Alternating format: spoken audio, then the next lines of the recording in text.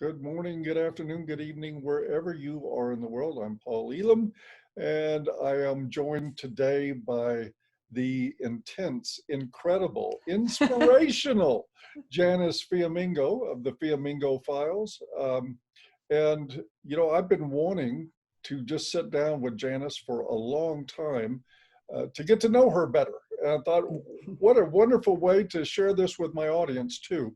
Um, Hi, Janice. How are you? Hi, Paul. That is way too much praise. Oh, no, not nearly enough. I'm going to be No. gynocentric today. Uh, Oh, People will well, have to get over it. you always are when you're dealing with me. So thank you very much. That's really nice. um, let's start with the beginning. Can you just talk about a little bit about what your childhood was like, your growing up? I want to get an idea of sort of what shaped you into this powerhouse that you become in addressing men's issues. And as most things in life, I think some of it starts somewhere in childhood. uh, Well, maybe, yeah. I mean, this is always difficult because when I've occasionally told parts of my life story, and then it sort of hardens into a narrative that you trot out whenever you're asked about it, and it gets more difficult to actually speak honestly about aspects of one's past. So I'll try. Yeah, maybe you can take me in places that you think it might be useful to go. I think I had an ordinary growing up, lower middle class, I would say. I grew up in a suburb of Vancouver, South Burnaby. So yeah, sort of working class slash middle class neighborhood, very nice. And I was born in 1964. I started school in 1970, and it was it was already the heyday of second wave feminism, and that was clearly in the schools. And so for me as a girl, it was a very pleasant time. And I've since spoken to some of the males that I went to school with, and one in particular who saw an interview of mine and got in touch after 35 years. And I said to him, like, I asked him what his experience of primary and secondary schooling was like, because certainly for me, so there was no bias against women. So every time I see these narratives by either females or males saying that, oh, it was so difficult, and males were centered and females are made to feel that there are certain things they can't do because they're not feminine. I mean, that is, maybe it happened in some pockets somewhere, but it certainly did not happen in Vancouver, British Columbia. And I suspect that, that was pretty representative and normal. From the moment I started school, I had feminist teachers. In grade 2, I had a feminist teacher, quite an unpleasant woman in some ways, but in other ways, I guess, okay, who told us that, she had us drawing pictures of women in hard hats and riding in fire trucks and, doing all these traditionally masculine types of activities. And she had the whole class doing this. So she was determined to transform our sense of gender. And even at the time, it seemed to me overkill. I remember it was just so, well, why wouldn't I do whatever? My parents had never told me that I was destined to do particular things. My parents had told me from the time that it could be communicated that, of course, I was free to pursue my dreams, my aspirations, that I should work very hard. I should try to be the best, or certainly do my best. And, that pursue my passions. And so that was my experience of growing up. It was a pleasant time. I had my father was a commercial fisherman. I know I've told you that before. mhm. And he was away a lot in the spring and summer. He used to leave in June sometime. My birthday is in mid-June, and sometimes he would be gone for my birthday. Or I remember one day he was gone for Father's Day, and we were doing something in school, drawing pictures of our dads. I bet they don't do that anymore. But and we were supposed to draw a picture of our dad, and and then cut it up and make it into a puzzle, and then you were to give it to your dad for him to reassemble. And I didn't want to cut mine up because my dad wasn't around. He'd already gone out fishing. So he used to leave mid-June and he'd be gone. He'd go up north. He was fishing close to Alaska. He'd be fishing right into September, sometimes October. Sometimes he just got home in time for Halloween. So the summer was a time when my mom sort of dealt with everything. My mom's mother, my grandmother, lived with us for many years. And so, my mom kind of handled the household business while my dad was away. And so it wasn't exactly a really totally traditional upbringing, I guess, but in many ways it was quite ordinary. And I admired my dad for obviously loving his work. He really got a lot of his sense of who he was from working really hard and being the best that he could be. And my mom obviously liked that too. And although my mom and dad didn't have a perfect relationship or anything, but the thing that I remember and the strongest feeling I had as a child observing my parents was noticing how much they enjoyed working together. They were never happier than when they were doing some task, whether pleasant or unpleasant even, but doing some task, working together to achieve something. And that had a huge positive impact on me, I think. Do you remember in your childhood any awareness of, for instance, we know commercial fishing is a very dangerous profession. Yeah. Did you have a sense of what your father was doing in that regard? Yeah, I did, definitely. Yeah, I think it has the second largest number of deaths after logging, I believe. And so, yeah, I was aware. My dad's brother died before I was born in a fishing accident. He was 16 or 17. And the fishing boat that he was on capsized, and he was trapped underneath and died. So yeah, and when every year the Fishermen's Union holds a memorial for fishermen who have been killed or injured in their profession, and yeah, that's so that was very much a part of my awareness of what my dad did, that it was dangerous and difficult work. Yeah. Do you remember political inclinations? Was there The idea discussion that, I'm sorry? Do you remember political inclinations? Were there discussions of politics in your home in your formative years? Yeah, there were. Yeah, that's an interesting story. Yeah, there definitely were some political discussions, in the sense that I guess the fishing community, like many other communities, is sort of split between far left types and those who are not far left. And my dad, early on, he worked very hard to buy his own boat. And so that set him apart from other fishermen who fished on other people's boats. So there was that tension.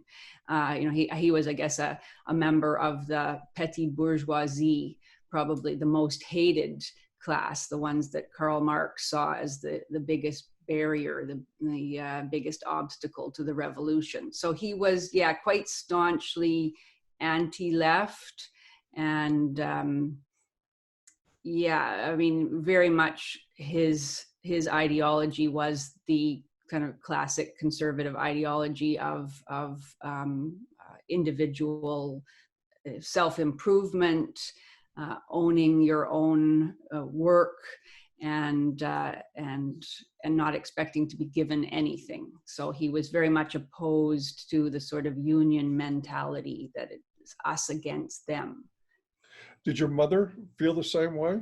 Yeah, very much so. Yeah. Okay, Yeah. so they were in line politically. Yeah, they were in line politically for sure. And yeah, it's been interesting to watch my mom over the years. I think she was very much influenced by my dad's ideology. And since my dad died, I've felt that my mother has she's drifted left, it seems to me.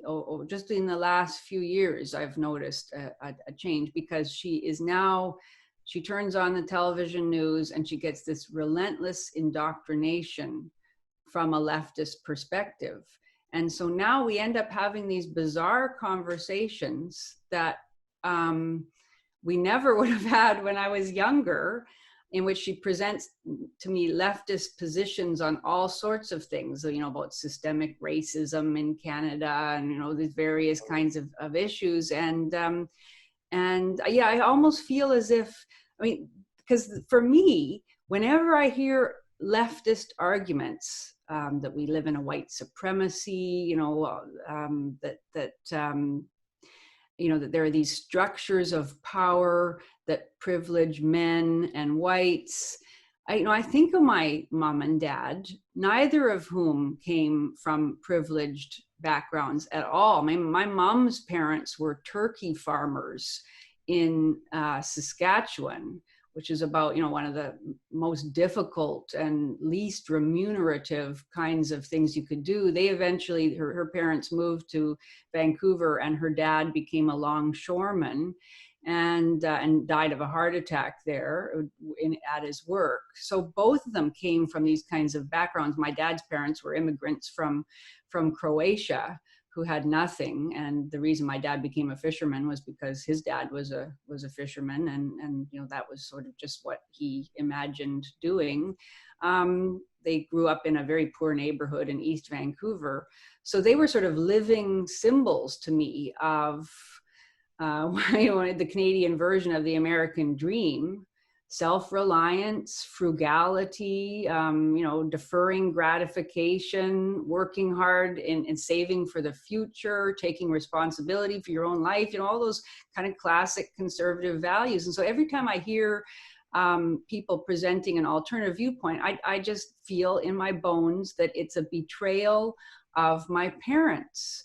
And so then now to hear my mom actually becoming convinced by some of the narratives that deny her own experience and that of her ancestors, to use a romantic word, is really bizarre to me, and shows the power of ideology. But certainly, anyway, when I was growing up, my parents were pretty much united in their worldview and their general politics. They weren't particularly political at all. And in fact, in that sense, I'm quite different from my parents, in that although they had these very strong small c conservative values, they didn't see themselves as political, and they weren't interested in participating in political debates. They were quiet. They would never have argued with people, certainly not in a public forum, and not even in private. Busy working. They were just getting on with their lives. They wanted to build something together, and they were doing it. My dad was very, very successful over the years. For years, they never went out for dinner. They didn't go on vacations. They were interested in saving and making something from really literally almost nothing at all. Their parents had not had anything. So yeah, but that's actually, my dad used to say to me in later years that he felt when I started becoming, a men's advocate, and I told him a little bit about it. Neither of my parents was ever very interested in, the videos I've made or anything, conferences I've gone to, and I've told them about them, and they've listened, but they're always a bit uneasy. And my dad in particular said, I used to talk to him about what was going on in academia, the craziness, the rank injustices, the attack on merit that bothered me so much, that's rife in academia. And he would say, you can think a lot, but be careful what you say. And that was kind of his advice. It was, be careful, be quiet, because he was not vocal about his convictions. So, and you know, they were worried for me, but I haven't been able to be quiet.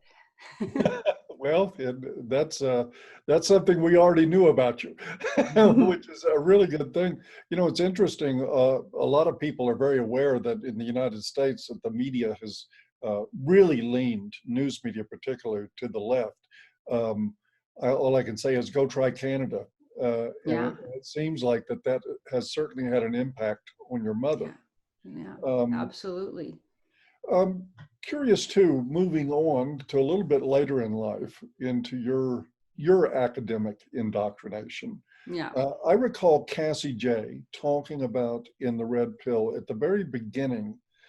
She said that she was attracted to feminism because the narratives of feminism matched with her lived experience. You know, she Mm. talked about being hit on by producers and told to get a boob job and to lose weight if she wanted to be in films, and uh, a lot of discrimination that she faced. And the feminist message resonated with her because of that.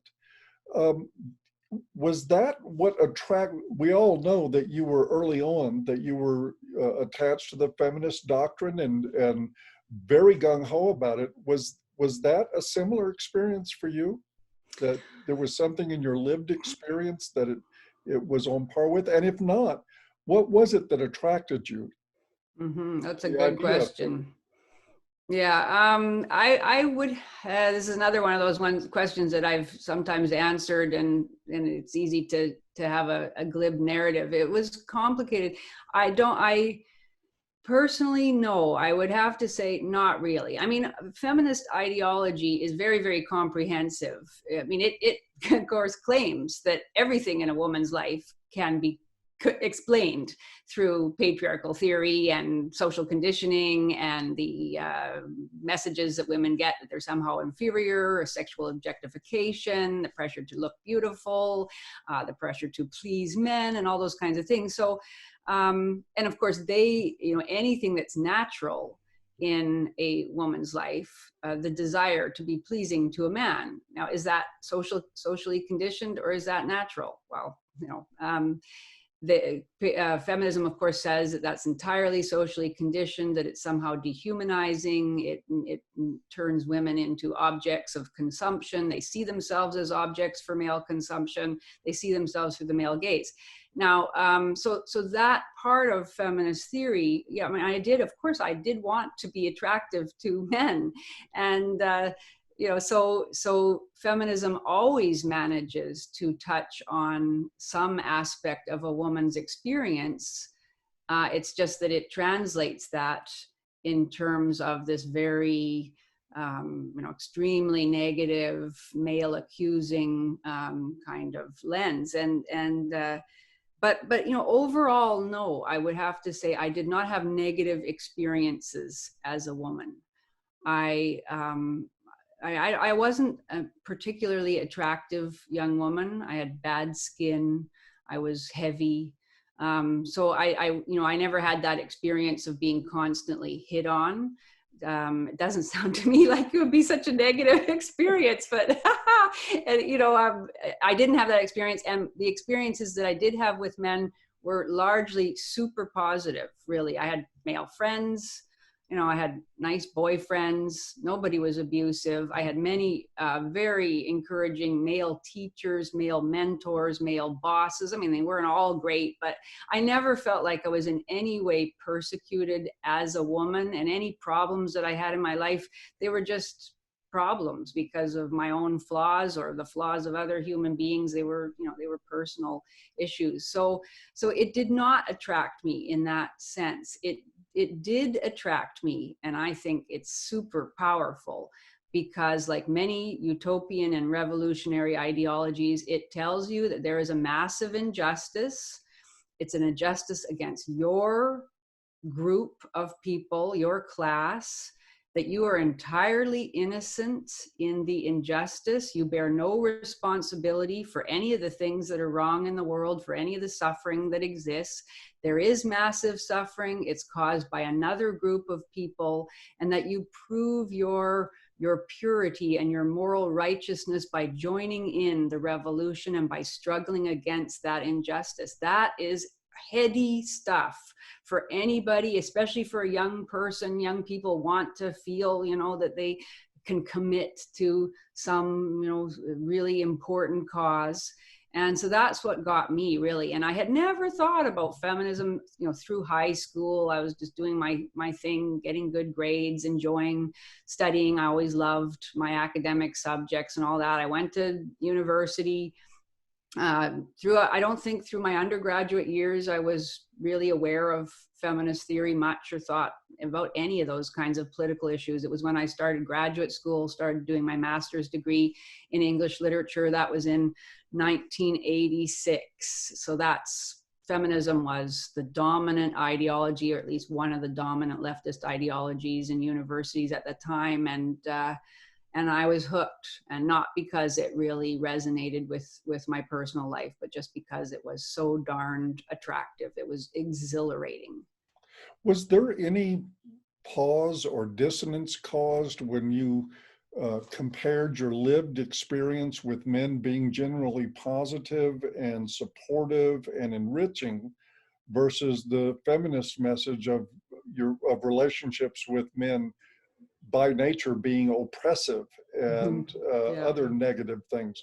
Was there a moment's confusion in there? Not really. I mean, there should have been, right? I have to confess quite shamefacedly. And I was not young at this point, of course. By the time you start a master's degree, you're getting up towards your mid-20s. Well, I was maybe 23, I think, at that point. And from the age 23 to about 28 or so, I'd say, I was pretty hooked. And no, it didn't really. And of course, feminism explains all that. It tells you, doesn't matter whether your particular experiences are abusive or oppressive or not, because of course there are some good men. That's what feminists always tell us. But those men still benefit. They're still complicit in patriarchal power. They still have male privilege, and if they're good men, they confess that they have it. And many of the men that I met in academia were enthusiastic feminists.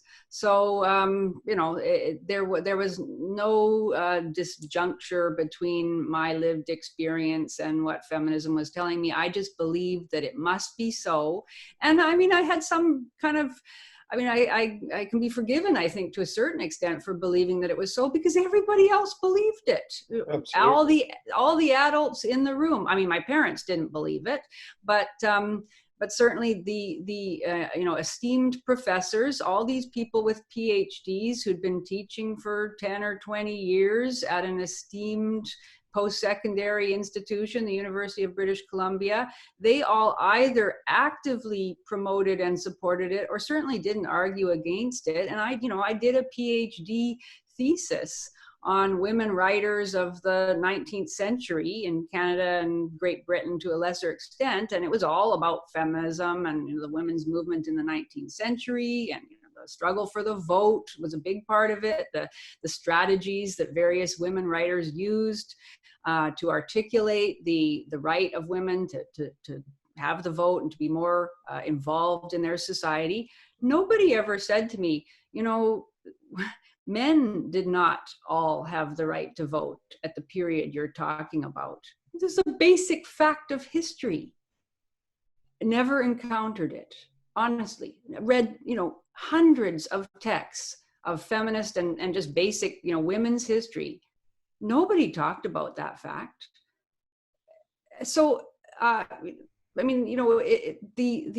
indoctrination was complete. That there were basic facts that were hidden from me, and not hidden from me, but that nobody challenged me with, and that I did not encounter. Of course, I wasn't interested in encountering them either.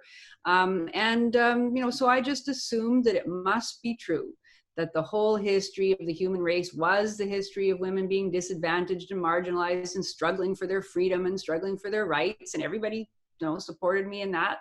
And it really wasn't. And, also, I wasn't interested in hearing the alternative viewpoint, of course. And it really wasn't until I got out of that cloistered environment and started teaching in my first real job in 1999 at the University of Saskatchewan, when everything started to sort of shimmer like a mirage. And it wasn't because I was in a non-feminist environment. It was, again, thoroughly feminist, and nobody was challenging my ideas.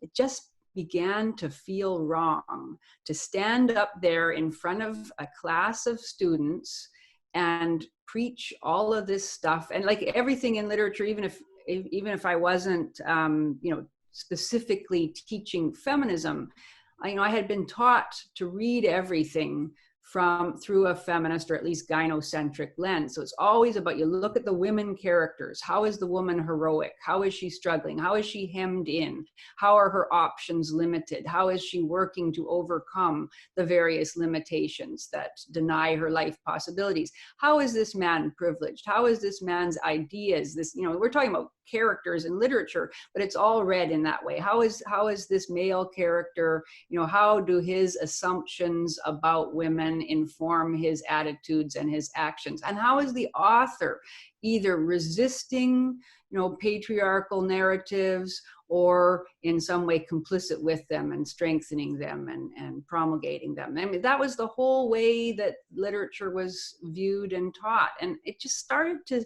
feel wrong. And I could see, it was just so obvious that the young men in my classes were not privileged.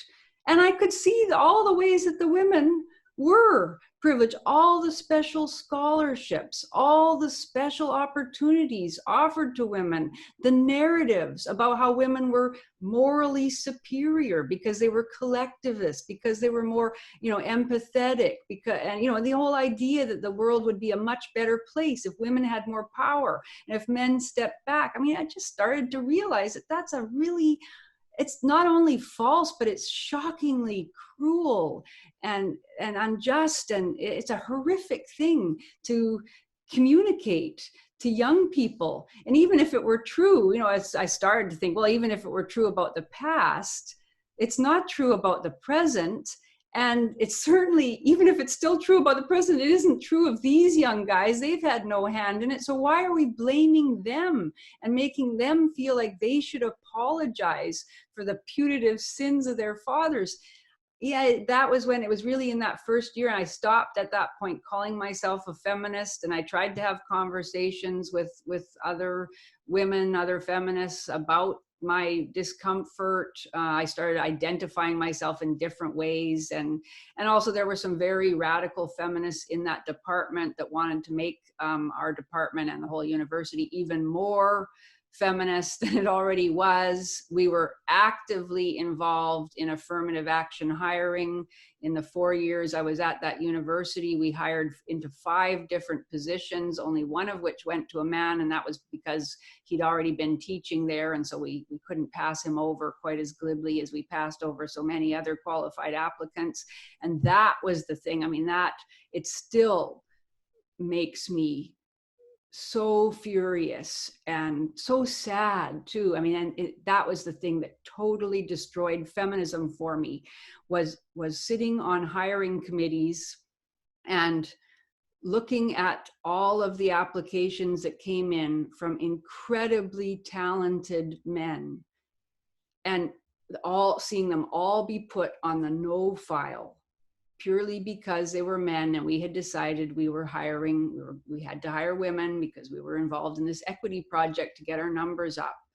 And it just broke my heart, that injustice. And trying to raise that with people and seeing either the bloody-minded ideological commitments that allowed people to rationalize such absurdity and such injustice, or just seeing the cowardice. People would come to me and say, I actually agree with you, but I don't want to get into it. We'd have these discussions in department meetings, and we had fights in department meetings. And I once, it's a long story, but there was one particular radical feminist, and she drew up an equity hiring program in which we were to give points to everyone who applied almost entirely on the basis of the, identity categories that these people allowed us to fulfill. And so they would get 20 points for being female, they would get 20 points for being of color, they would get points for being indigenous, and all this kind of thing. And also they would get points for whether they taught from, feminist and post-colonial and anti-racist and Marxist perspectives. And I, at one point said, I would like to at least have somewhere in this document that we value merit above all and ability. And nobody would vote for it. And, people came to me and said, you've got to take this motion off the table because this isn't, it was just, it was so crazy. And, this went on for years. And, I couldn't believe my eyes that this is what justice looks like when you're going to disenfranchise a whole category of people. Of course, they're not stepping down, because there were men that were on board with this too. They weren't vacating their positions so that a woman or a person of color could take them over, but they were quite happy to disenfranchise an entire generation of young men in order to fulfill their sense of righteous mission. It just really made me say, well, either that or so scared that they weren't going to offer any resistance. That too. And that whole department was, to me, a microcosm of social justice bullying of the most obnoxious kinds. It was so bad that we would vote on motions and people would be afraid to put up their hands until they saw how the leaders of the department were voting. They were just so terrified of voting on the wrong side. And I just thought, this is, whatever people say about how bad things were in the past, and that was always, we were always hit over the head with that. We're reversing decades and decades of injustice against women and against people of color, etc. And so we have to do this. But even I could see it didn't take great reasoning, philosophical powers to recognize that instituting another form of injustice in place of the alleged previous form wasn't the way to move to a better future. So I just kind of rejected the whole thing at that point. One of the unfortunate consequences of feminism is that it has tainted relationships between men and women. Yeah. We have men who feel obligated out of a sense of trying to correct history, or whether it's just their gynocentric nature. And we have women who come into relationships feeling entitled and owed something. And that really has damaged the otherwise healthy interdependence of men and women. Did that ever impact your personal relationships in that way? Was there ever a period where you looked more askance at men who you might become involved with, or? Yeah, well, I would have to say yes. I think, anytime you tell a group of people that they're entitled to all sorts of things, and that acting out and being bossy or demanding or unbending, unyielding, aggressive in making demands, that's actually a good thing, which is what feminism has definitely told women over the relentlessly for the last 30 years. It's bound to have an impact. And I think, it had an impact on me. Maybe I would always have been a kind of bullheaded person, but I think I ruined earlier relationships with men precisely because I had a tendency to be quite unyielding and very determined. My husband could tell you a whole long story about that. I'm still like that. But now, I have another framework for thinking about my character and how I behave. But, if living under the feminist orthodoxy, women are told that that's the way you should be, that's empowering, as they say. And it has terrible consequences, actually. And I found it in my own relationships, certainly.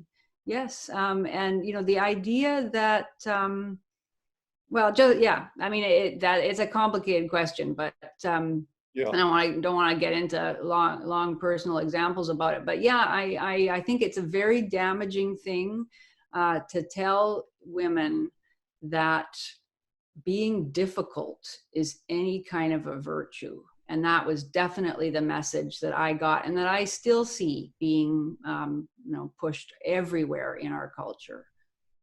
Do And the you idea, that women should be virtuous, that women should practice the classical virtues of loving kindness and humility and selflessness and nurturing and all those kinds of things. I mean, feminism has ridiculed those to such an extent that it's very difficult for women to embrace them, even women who want to. I mean, I often think that women who are growing up in certain religious cultures might be the only women who really get a different message about self-development and how to be a good person. And that's the thing that's so striking too, when you think about feminist theory and its postulates about the world. It's just so obvious that if our culture talks about what it means to be a good man, everybody knows what that is. And nobody, even feminists, don't dispute it. It's all about providing and protecting and looking after your family and standing up for what's right, protecting victims, defeating evil. Like it's an archetype that's really powerful and seems to transcend cultural differences and everything. So, but what does it mean to be a good woman? Well, feminism says that the traditional idea of the good woman, who was a woman who was actuated by loving kindness, who looked after her mate and who nurtured children and nurtured the community in general, and could be an advisor and a companion and various other things, but was motivated by love. I mean, that's now seen as a kind of complicity with patriarchy and something to be frowned on and rejected. And what's left in its place? Nothing good. Well, yes, the peer pressure that women experience in modern culture is one of defiance of men, Yeah. of separation from relationship, of rejecting interdependence,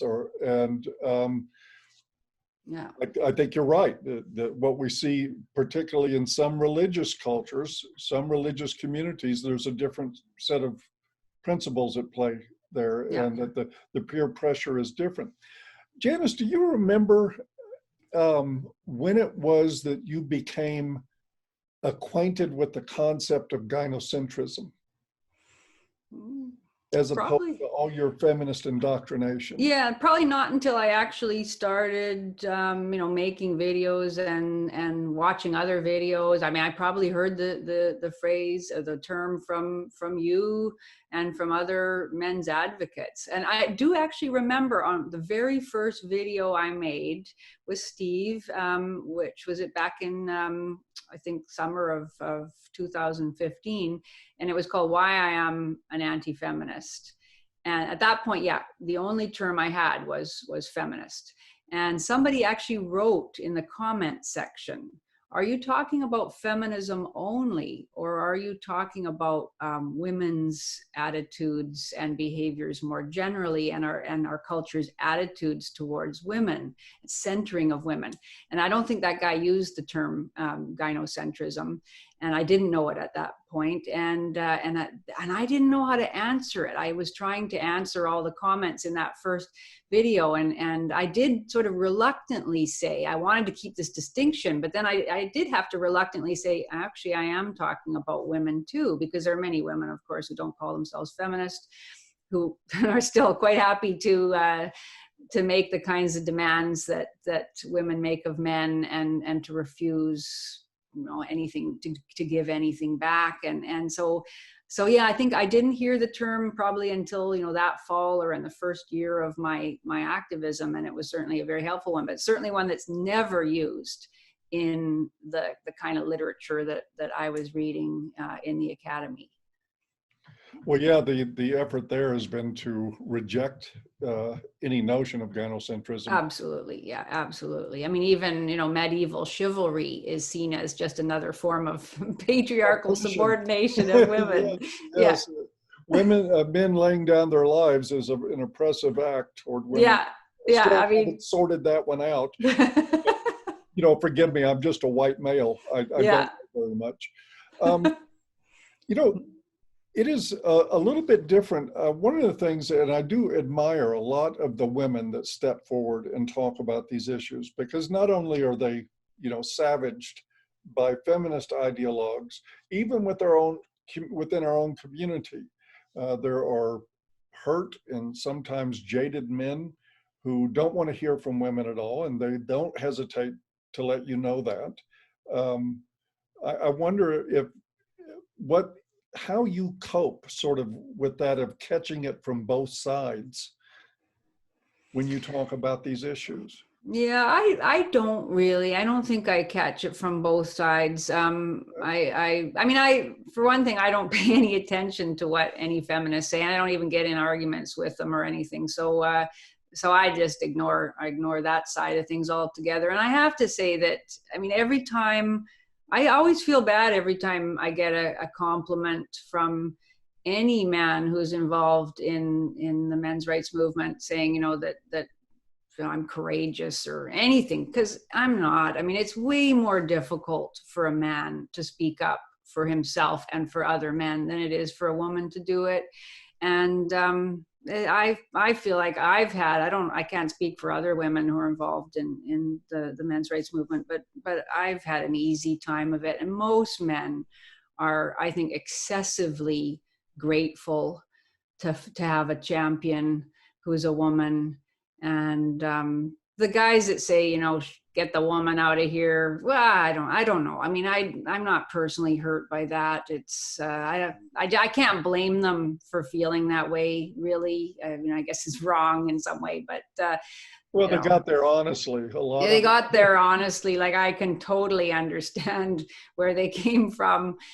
So yeah, I don't know. Really, I feel like yeah, it's a pleasure. It has been a pleasure for me to be able to speak against feminism and against the attacks on men that are so relentless in our culture. I mean, I'm shocked that more women don't do it, because a lot of women do like men. I mean, I meet them. I mean, Karen Strawn's talked about this too. You meet women on, when you're traveling on an airplane or whatever, and if you get talking to them about the issues that we're all interested in, a lot of women are pretty sympathetic, and yet somehow that doesn't translate into the mass movement that one would hope it should. But yeah, I mean, I feel really fortunate that I've been able to. I've enjoyed making the videos. I've enjoyed attending conferences and meeting so many wonderful people, mainly men involved in the men's rights movement, but also wonderful women, of course. And it actually, I feel like it gave me a voice that I might not have had, because I don't think there's anything original in my advocacy. Particularly, I learned everything that I talk about from you and from Tom and from so many other wonderful advocates, as well as from women like Karen Strawn and Bettina Arndt and Diana Davison, and all the wonderful advocates are out there. Janet Bloomfield, I wish I'd hear from her again. We all miss her. Yeah, I really miss her. And I mean, I don't bring anything original. I I know that a lot of the power of what I'm able to say comes from the fact that I'm a woman. And so I'm just glad that I'm able to do some good, and I think I especially feel that the good I can do is that I'm able to say to some men that they are definitely not wrong. That their sense of injury and of bafflement at a culture that has completely turned against them, unjustly so. Their resentment at that. Because I know that when you are on the side of being told that you're privileged and that you're wrong and that you've had power and you've oppressed others, and you should be ashamed of that, and you should examine your privilege and apologize for it and do all sorts of things to make amends for it, even if your first reaction is, whoa, that's not even true, a part of you always wonders if maybe it is. And there's lots of people willing to tell you, you just don't see it. You don't see your privilege. You have to look harder. And most decent people will feel like, well, maybe there are things. And then, of course, there are many, many professional victims who are willing to come forward, especially women, and talk about all the terrible, terrible things that have been done to them because they're women. And a lot of men, I think, just feel like, how can I reject that? I don't know. I've never been a woman, so I can't say for sure that this woman is lying. It's an impossible, very difficult situation to be put in as a man. So at least that's one thing I can say, is that no, a lot of this stuff, a great deal of it is absolute fabrication. And your sense that what you're being told is lies, your sense that it's wrong, that you have to take personal responsibility for this, or responsibility as a man, your sense is absolutely 100% right. So, so that's the thing I feel like I bring. And it's a great pleasure to be able to say that, because I know it's true. I know it absolutely. And it's good to be able to say the truth. I want to talk just for a moment too about other female advocates for men, and I'm not going to mention any names. But one of the things that happens in the men's rights community, or the red pill community, or whatever we want to call this disparate web of semi-connected people. Yeah. There are women who emerge, and what we find in the end is, yes, they're advocates for men, but they're advocates because they long for the days when men were on white stallions, doing their disposable best to protect and provide for women. And this is what I found under several female advocates, unfortunately, is they're just pining for male disposability and privilege. And I wonder, I've called some of that out publicly at times, and I've been highly criticized even within the community, because these women are generally viewed as assets. Oh, absolutely. I wonder your thoughts on that. Are these women assets, or are they liabilities? Well, they're both. Yeah, I think they're both. I mean, I can think of some, and my attitude towards them is generally positive, in that I'm happy to have anybody break from the dominant narrative that men are lousy and women have been oppressed forever and women are wonderful and perfect and must be celebrated and promoted. Anybody who speaks against that is an ally of some sort in my book. So yeah, I'm happy to cheer them on and engage in conversation with them, and even thank them for their advocacy. I mean, I agree with you in the sense that often, I'll read the comments under a video by somebody like that, who they're not exactly men's rights advocates. Sometimes they're even quite critical of the men's rights movement. But they'll maybe be anti-feminist, or yes, they are more traditionalists. And yeah, you see all these men commenting, thank you. Oh, gee, come on, don't thank so much. But this woman is not risking a lot. I mean, actually, no woman in the men's rights movement is risking very much. So let's not overblow it. But I'm basically I'm happy to, some of these people, I think, if all gynocentrists were like that, we'd be in a lot better position than we're in. If all equity feminists were like that person, we still might have disagreements about things, but we'd be in a heck of a lot better position than we're in now. So I'm quite happy to try to have conversations with these people and to support them and speak highly of them and benefit from their research in some cases, or from their advocacy.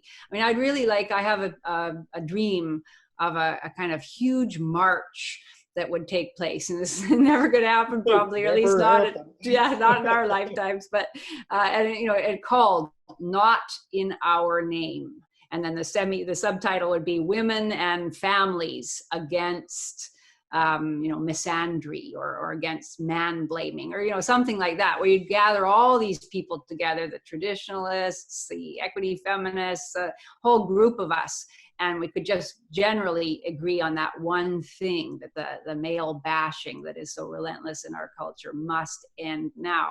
That would be great, and that would be a start. And then after that, we could have all sorts of productive and sometimes maybe uncomfortable conversations about what the best way to organize our society is.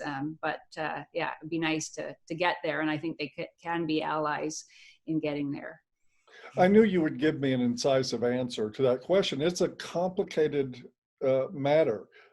I do think that many of these women are, at least superficially, assets. And for where we are now in the culture, they are assets. If we were further down the road with this, they might be liabilities.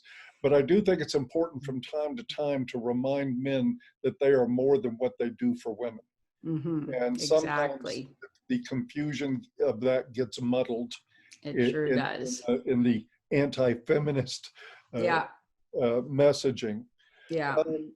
This has been a wonderful conversation. I've really enjoyed getting to know you better, and for the opportunity for the audience out there to get to know you better. Is there anything that I haven't asked you that you had wished other interviewers asked you about yourself, about your work, or what you want for the days ahead? I guess no, I mean, not in particular. That was a great talk, Paul. I really enjoyed it. I think maybe the only thing I would say is that I'd like to thank everybody I'd like to thank you and all the men, as well as the women, who are involved in this ragtag bunch of people battling gynocentrism and feminism, because I've learned an incredible amount. And I mean, I wouldn't have a platform of any sort. I wouldn't have a position to speak from if it weren't for you and all the men who've written me emails and talked about their lives and the things that have happened to them. I've learned so much about the reality behind all the nonsense that we hear every day from the mainstream, and it's been an incredible experience for me. Oh, and by the way, guys, if you're one of the, I think, 7 to 9 people who has not heard of Janice Fiamengo, there'll be a link in the description area there to her channel for the Fiamengo files. Great talks. You'll get addicted very quickly. Janice, thank you very much for the talk. Well, really thank you, appreciate Paul. it. Thank you. And we'll see you guys next time. Bye-bye. Bye-bye.